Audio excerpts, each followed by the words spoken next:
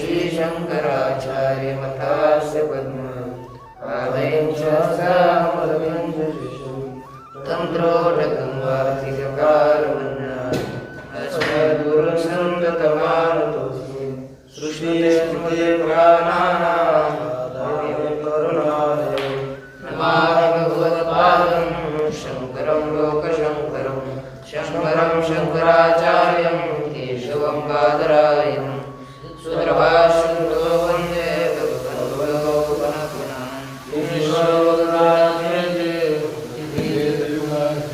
यो मजापदेहाय दक्षिणामूर्ते नमः। ॐ भद्रं कर्णेभिर्यजत्राः भद्रं पश्येमाक्षभिर्यजत्राः श्रीहरिं वैष्णवागुंसस्मद्भिर्यसेमदेवैतं यदायुः स्वस्ति न इन्द्रो वृद्धश्रवाः स्वस्ति नः पूषा विश्ववेदाः स्वस्ति नस्तार्क्ष्यो अरिष्टनेमिः स्वस्ति नो बृहस्पतिर्दधातु। ॐ शान्ति शान्ति शान्तिः। श्री भगवान पांडुरंग परमात्मा, श्री तुकाराम महाराज, श्री संत एकनाथ महाराज आदि गुरु शंकराचार्य इत्यादि सब संतों के अलौकिक हेतु के कारण करुणा विश्व कृपा से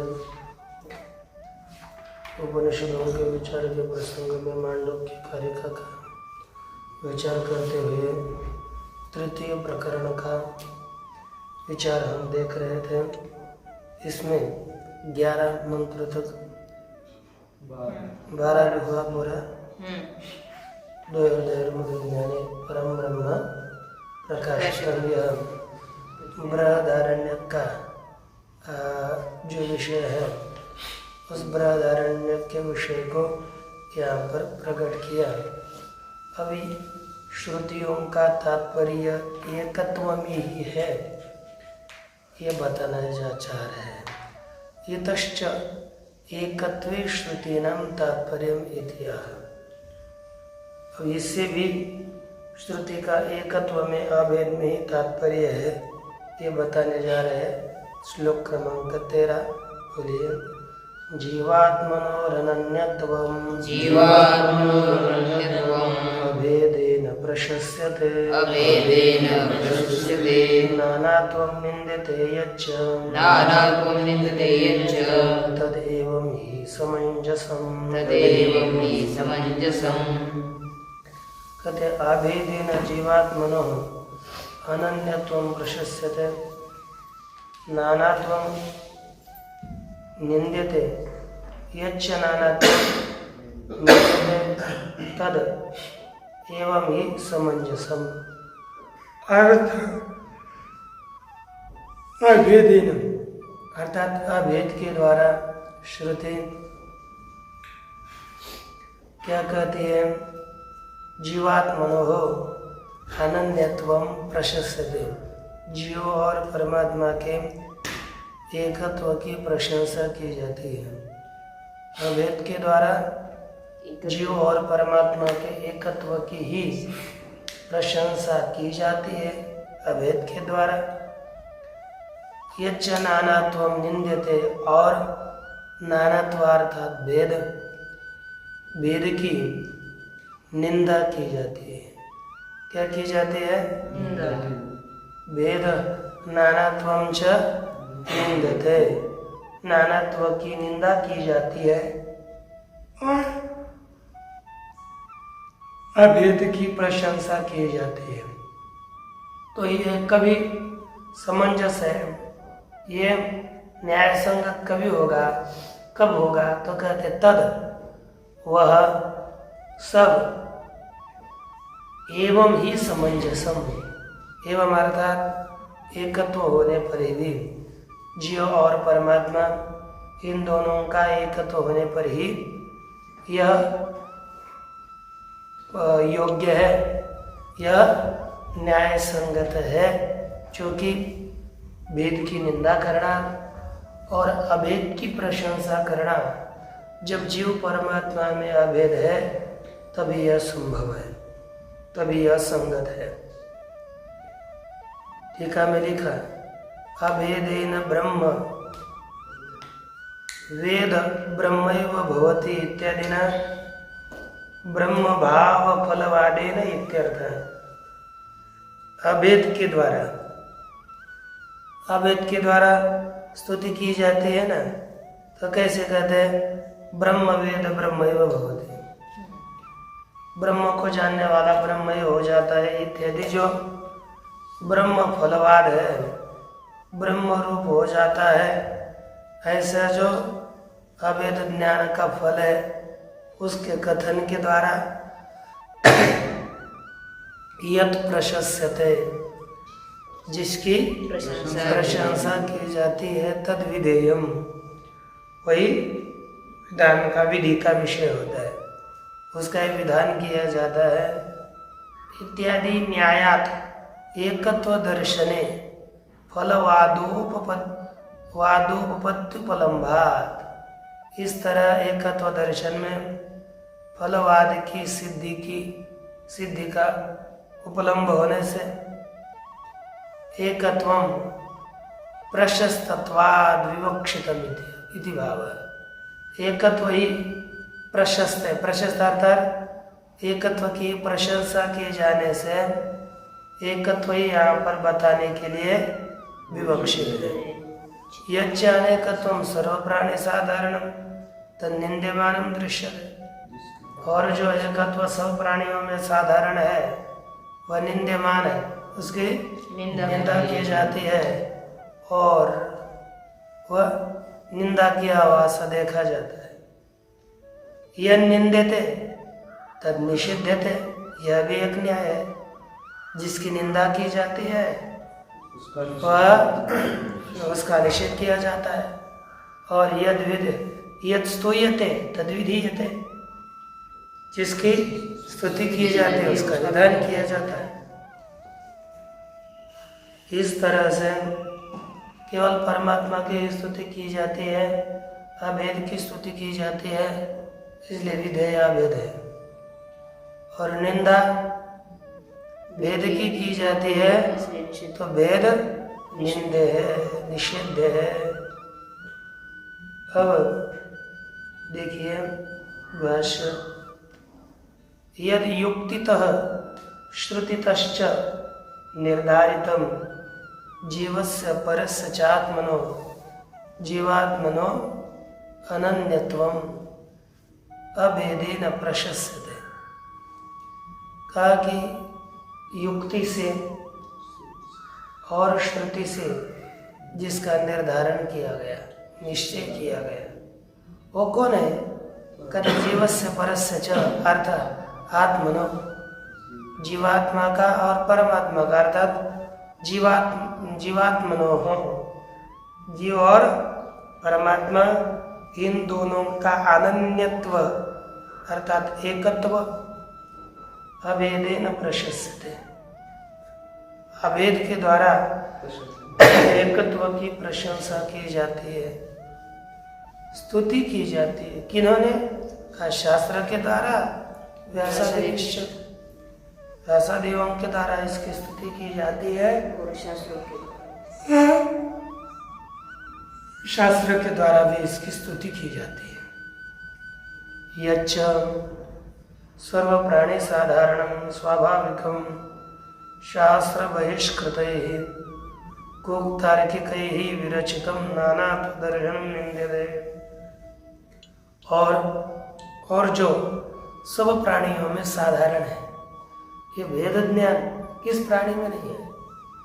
जितने भी प्राणी है उन सभी प्राणियों में साधारणतः विद्यमान स्वाभाविक है नानात्व दर्शन, भेद दर्शन। जो कैसा है?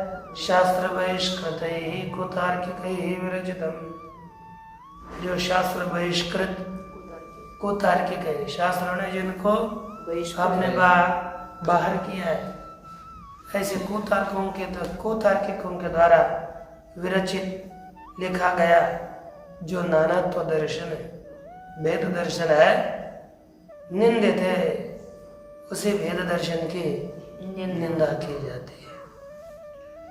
न तो तद्वितीयम अस्ति, परंतु वह द्वैत द्वितीय भेद है नहीं। द्वितीय द्वय भयम भवति, किससे भय होता है? द्वितीय से ही भय होता है। उद परम अंतरम कुरुते अत तस्य भयम भवति।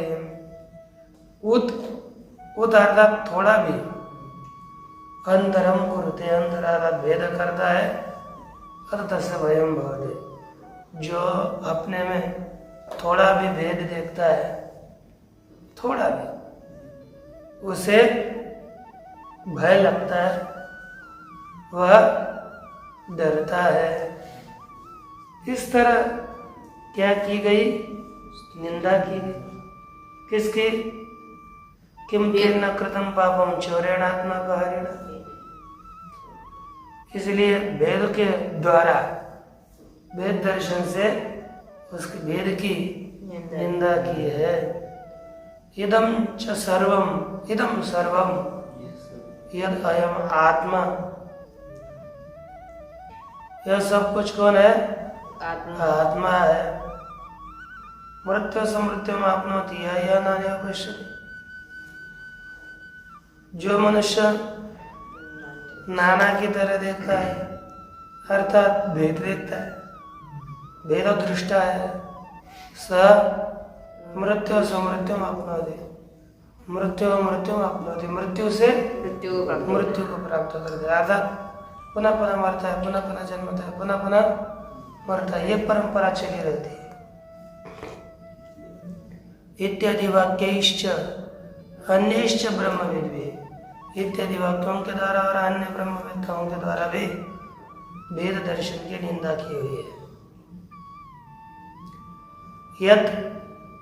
यच्चेतद् एवं हि समंजसम ऋज्वो बोधम न्यायम इत्यर्थः।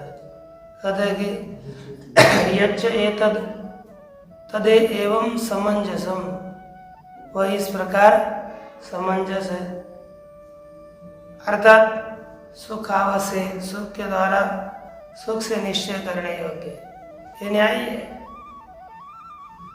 ठीक ना? अर्थात सुख से वह इस तरह समझने योग्य है कि यास्तु तार्किक कल्पिता कुदृष्टयः ता अनृजव्यः। कहते जो तार्किकों के द्वारा कल्पना की गई जो कुदृष्टियां हैं, जो हम तर्क से जिसकी कल्पना करी हुई जो कुदृष्टि है, वे अंधृज्य है।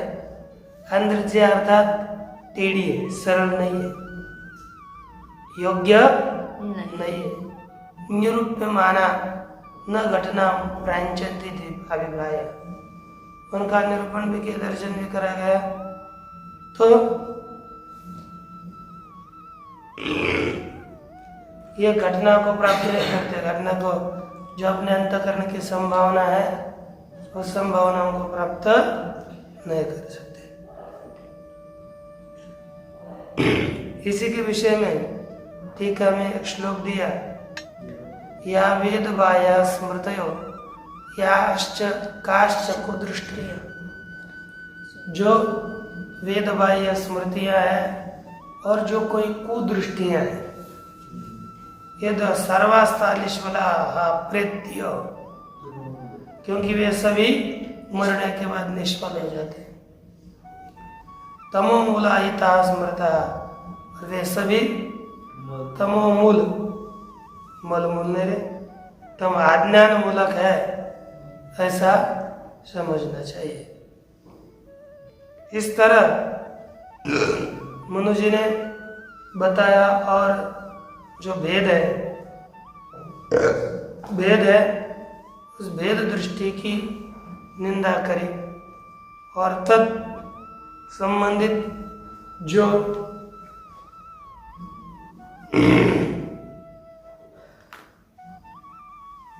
वैशेषिक आदि भेद का अनुसरण करने वाले शास्त्र है, उनका भी निराकरण किया गया।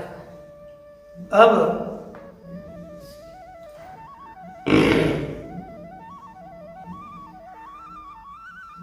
कोई कहता है महाराज जो भेद है ना भेद वो केवल हमने अपने बुद्धि से ही कल्पना नहीं करी, ये बुद्धि परिकल्पित भेद नहीं है। फिर क्या है? कहते श्रुति मूलक भी है, श्रुति ने भी भेद का प्रतिपादन किया है। ऐसी शंका करके उसका उत्तर देते हैं जीवात्मनो पृथक्त्वं यत् जीवात्मनो पृथक्त्वं यत् प्रागुत्पत्तेः प्रकीर्तितं भविष्यद्वृत्त्या गौणं तत् मुख्यत्वं हि न युज्यते। गौणम के बाद कौन दिया है ना, वो तत् के बाद होना चाहिए।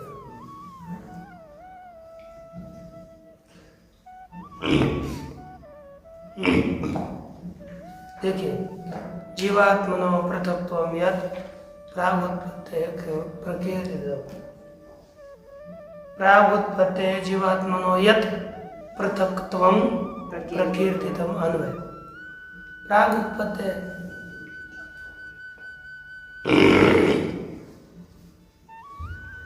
यहाँ पर कहते हैं कि जीवात्मा का उत्पत्ति से पहले अर्थात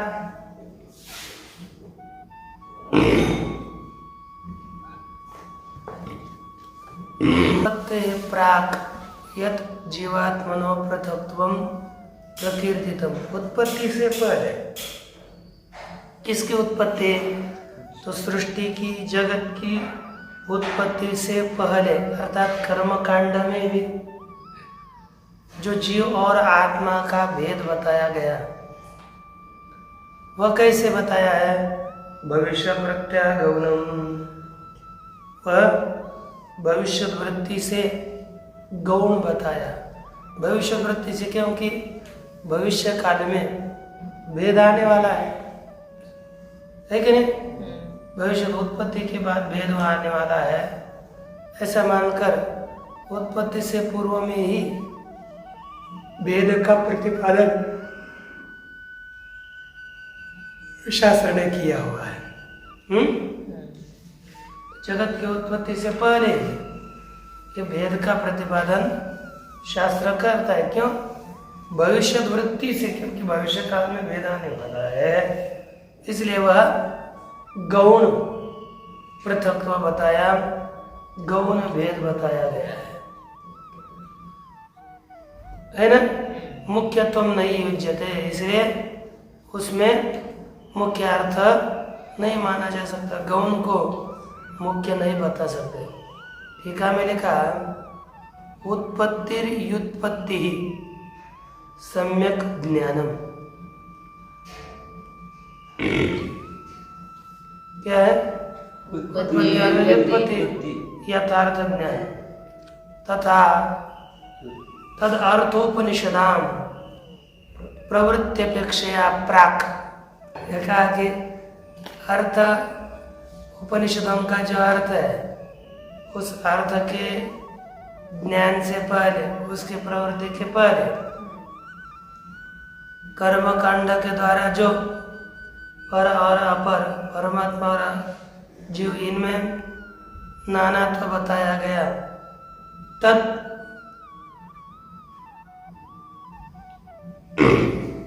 दोहनम पचति तद ओदनम तदा तद ओदनम पचति इति भविष्यद्वृत्त्या। क्या लिखा है? जैसे ओदनम पचति वाक्य होता है ना कि ओदन भविष्य काल में पका जाएगा, तो पहले ओदनम पचति ये कहते हैं, तो कहते हो भविष्य वृत्ति से लिखा हुआ है। अथवा तंडुलेषु एव ओदनत्ववत् गौणम एव न मुख्य भेदार्थम श्रुतिर्युज्यते। कहते तंडुलेषु ओदनत्ववत्, तंडुलों में ओदनत्व है, ये जैसे गौणी प्रतिपादन किया है, मुख्य नहीं। गौणम एवं न मुख्य भेदार्थत्वम श्रुतिर्युज्यते, इसलिए श्रुति मुख्य भेद का प्रतिपादन करने वाली है, यह युक्त नहीं। नहीं होता। गौणत्व बताया, ये तो क्या है इसका? कहते कि भेद से भेद में अपूर्वता नहीं है और पुरुषार्थत्व भी नहीं है। श्रुति का तात्पर्य अपूर्वत्व में है। श्रुति अपूर्व चीज को प्रतिपादन करती है और दूसरा पुरुषार्थ बताती है। भेद में पुरुषार्थ सिद्ध नहीं हो सकता और भेद अपूर्व भी नहीं है, वो अन्य प्रमाणों से ज्ञात है, इसलिए भेद में श्रुति का तात्पर्य नहीं है। यह बताया। अब भाष्य के अनुसार विचार देखिए। ननु श्रुत्यापि जीव परमात्मनो पृथक्त्वं यत् प्रागुत्पत्तेः उत्पत्त्यर्थोपनिषद वाक्येभ्यः पूर्वं प्रकृतिं कर्मकांडे। श्रुति का अधिकार है। ननु श्रुत्यापि, श्रुति के द्वारा भी जीव परमात्मा, जीवात्मा और परमात्मा इन दोनों में जो पृथक्त्व अर्थात भेद बताया, यह बताया किससे पहले? कहते हैं प्रागुत्पत्ति है, उत्पत्ति से पहले। उत्पत्ति से पहले का तात्पर्य है उत्पत्त्यर्थक जो उपनिषद वाक्य है उनसे पहले, क्योंकि पहले कर्मकांड है, उसमें जो उनका भेद है, बाद में जगत सृष्टि है। तो उत्पत्ति का प्रतिपादन करने वाले जो श्रुति वाक्य है, उन श्रुति वाक्यों के से जो भेद का प्रतिपादन किया। किसका प्रतिपादन? वेद का। जो भेद का प्रतिपादन किया है, किसे? कहा कि वो उत्पत्त्यर्थ उपनिषद वाक्य पूर्वम कर्म कांडे यत् प्रकीर्तितम, है ना? जो नानात्व द्वैत उसका जो प्रतिपादन किया, अनेकशः काम भेदतः इदम कामो अधः काम इति। कामना के भेद से, क्योंकि अलग अलग कामना है। किसी को पुत्र प्राप्ति की इच्छा, किसी को बारिश की इच्छा, किसी को किसकी इच्छा, किसी को पत्नी की इच्छा, कोई कोई अलग अलग सब अपनी कामना व्यक्त कर। उसी कामना के भेद से जीव ने भेद की कल्पना करी, अनेक से कल्पना करी। काम भेदता अर्थात इदम कामो, मैं इस कामना वाला हूँ, अदह काम, मैं उस कामना वाला हूँ। इस तरह से कामना के भेद से कल्पना करिए। परश्च, परश्च अर्थात और परमात्मा सदाधार पृथ्वीं द्याम् इत्यादि मंत्र वर्णैः सह, स अर्थात परमात्मा, दाधार परमात्मा ने धारण किया। किसे? पृथ्वी द्याम्, पृथ्वी का और द्युलोक को। पृथ्वी को भी उसने धारण किया और देवलोक को भी उसने धारण किया।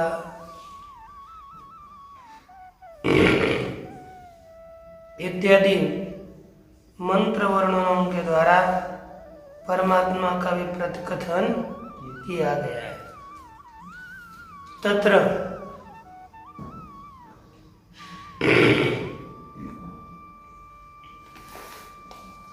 एकत्व और अनेकत्व, भेद और अभेद, यह दोनों भी वेद का अर्थ मान लिया हमने। क्या दोष होगा? वेदा वेदयो वेदार्थत्वेन कथम कर्म ज्ञान कांड, कर्म ज्ञान कांड वाक्य विरोधे, कर्म कांड और ज्ञान कांडों के वाक्यों का विरोध होने पर ज्ञान कांड वाक्यार्थस्यैव एकत्वस्य सामंजस्यम अवधार्यते। इसलिए कर्म कांड और ज्ञान कांड इन दोनों वाक्यों का विरोध होने पर ज्ञान कांड वाक्यार्थस्य है ना, ज्ञान कांड का जो वाक्यार्थ है वो कौन है? एकत्वस्य, एकत्व है। एकत्वस्य सामंजस्यम अवधार्यते। एकत्व का यदि दोनों भी विरोध होंगे ज्ञान कांड और कर्म कांड, तो ये एकत्व का निश्चय कैसा किया जा सकता है? यदि दोनों भी अलग अलग विरोध होंगे तो इनका एकत्व प्रतिपादन नहीं किया जा सकता। यह किसकी पूर्व प्रश्न की शंका हुई। अर्थात दोनों अलग अलग विरुद्ध बता रहे, और विरुद्ध बताने के बाद भी अपने वेदांतियों ने ज्ञान कांडों को मुख्य प्राधान्य देकर एकत्व माना है। उस एकत्व की सिद्धि कैसे? आगे कहते हैं अत्र उच्यते।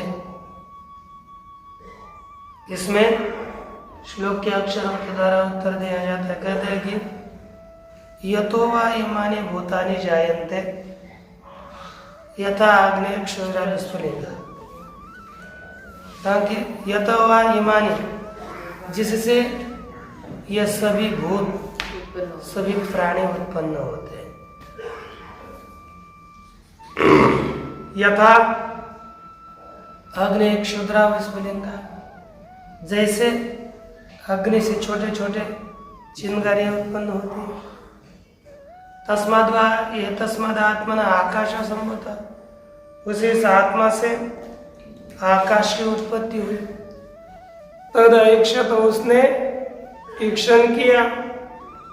तद तेजो असृजत, उसने तेज को उत्पन्न किया। इत्यादि उत्पत्त्यर्थोपनिषद वाक्यभ्य, इत्यादि जो उत्पत्त्यर्थक जो उपनिषद वाक्य है उन वाक्यों से प्राक पहले पृथक्त्वं कर्म कांडे प्रकीर्तितम। पृथक्त्व अर्थात भेद कर्म कांड में जो बताया है, तन्न परमार्थम, वो पारमार्थिक नहीं है। किम तरी गौण, भेद गौण है। महाकाश घटाकाश आदि भेदवत, जैसे महाकाश और घटाकाश यह भेद गौण है, उसी तरह यहाँ पर यह जो अभी तक भेद बताया वह भी गौण ही है। यथा ओदनम पचतीति भविष्यद वृत्त्या तद्वत्, कहते जैसे ओदनम पचती, ये भविष्य वृत्ति से बताया कि नहीं? पहले बताया भात पकाया जाता है, भात नहीं भाई तंडुल पकाया जाता है, फिर भात होता है, बाद में भविष्य काल में जाता है। लेकिन भविष्य वृत्ति से जैसे ओदनम पचती यह प्रयोग है, उसी तरह यहाँ के भेद वाक्यों का प्रयोग समझना चाहिए। नहीं भेद वाक्यानां कदाचित अपि मुख्य भेदार्थत्वम् उपपद्यते। भेद वाक्यों में कभी भी मुख्य भेदार्थता सिद्ध नहीं होती। ये मुख्य भेद प्रतिपादक वाक्य नहीं हो सकते। स्वाभाविक अविद्यावत प्राणी भेद दृष्ट्यनुवादित्वात् आत्मभेद वाक्य नाम। कहा कि स्वाभाविक अविद्यावत प्राणी भेद दृष्टि अनुवादित्वात्, क्योंकि स्वाभाविक जो आज्ञानी पुरुष है ना, वह स्वाभाविक अविद्या वाले जो प्राणी है उनकी जो भेद दृष्टि है, अर्थात ये जो स्वाभाविक आज्ञानी पुरुष भेद देखते हैं उनके भेद दृष्टि का ही यह आत्मभेद वाक्या नाम अनुवादित्वात्, यह आत्मा के भेद का प्रतिपादन करने वाले वाक्य उसी का अनुवाद करते हैं। लोक में जो भेद दृष्टि है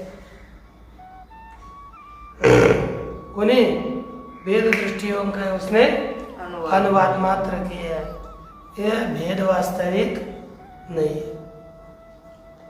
यह जो उपनिषत्सु उत्पत्ति प्रलयादि वाक्य ही जीव परमात्मनो एकत्वम एव प्रतिपादयिषितम, और यह जो उपनिषद और यहाँ पर उपनिषदों में भी उत्पत्ति प्रलयादि वाक्य ही, उत्पत्ति वाक्यों के द्वारा और प्रलय वाक्यों के द्वारा जीव और परमात्मा का एकत्व प्रतिपादन करने के लिए इष्ट था। क्या था? जीव और परमात्मा के एक परमात्मा का एकत्व ही प्रतिपादन करने के लिए इष्ट है। तत्व तत्वमसि अन्यो असो अन्य अहम अस्मिति न सवेद, कहा कि तत्वमसि वह तू है, ऐसे अभेद प्रतिपादन किया। अन्य असो अन्य अहम अस्मिति न सवेद, जो यह अन्य है मैं अन्य हूँ ऐसे जानता है वह वास्तविक को नहीं जानता।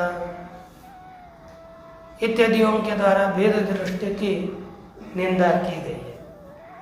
अतः उपनिषत्सु एकत्वम श्रुत्या प्रतिपिपादयिषितम भविष्यति, इसलिए श्रुति में उपनिषदों में श्रुति के द्वारा एकत्व प्रतिपादन करने के लिए इष्ट है। क्या है? एकत्व प्रतिपादन करने के लिए इष्ट है। श्रुत्या पिपादयिषितम भविष्यति, श्रुति के द्वारा एकत्व प्रतिपादन करने के लिए इष्ट है होगा। भाविनीम एक वृत्ति में आश्रित, भविष्य काल में जो अभेद है एकत्व है इसका आश्रय करके लोक में भेद दृष्टि अनुवादो, लोक में क्या किया है? भेद दृष्टि का अनुवाद किया है। गौण एवं अभिप्राय, ये कैसा है? गौण है, यह भेद दृष्टि का निषेध अनुवाद गौण ही है, अभेद ही मुख्य है। ठीक है नहीं? अथवा तदैक्षत तत्तेजो सृजत इत्यादि उत्पत्ति प्राक, उसने इक्षण किया, उसने उत्पन्न किया, इस तरह उत्पत्ति से पहले एकमेवा द्वितीयम इति एकत्वम प्रकीर्तितम, एकमेवा द्वितीयम ब्रह्म इत्यादि श्रुति के द्वारा एकत्व का ही प्रतिपादन किया। तदेव च तत्सत्यम स आत्म तत्वमसि, और उसी तरह वही सत्य है, वह तो आत्मा है, वही तू है। इति एकत्वम भविष्यति इति, इस तरह क्या है? एकत्व ही सिद्ध होगा। ताम भविष्य वृत्ति में अपेक्षा, उसी भविष्य वृत्ति को मन में रख करके उसी की अपेक्षा से ये जीवात्मनो पृथक्त्वम यत्र क्वचित वाक्य गम्यमानम, जो जीव और आत्मा का पृथक्त्व भेद जो ज्ञात हो रहा है, तद गौणम, वह मुख्य नहीं। यथा ओदनम पचते थी तद, जब पहले ही वो भात पकाता है, ये जो पहले ज्ञात होता है वो मुख्य नहीं है, गौण है। ओम पूर्णमदः पूर्णमिदं पूर्णात् पूर्णमुदच्यते पूर्णस्य पूर्णमादाय पूर्णमेवावशिष्यते। ओम शांति शांति शांति।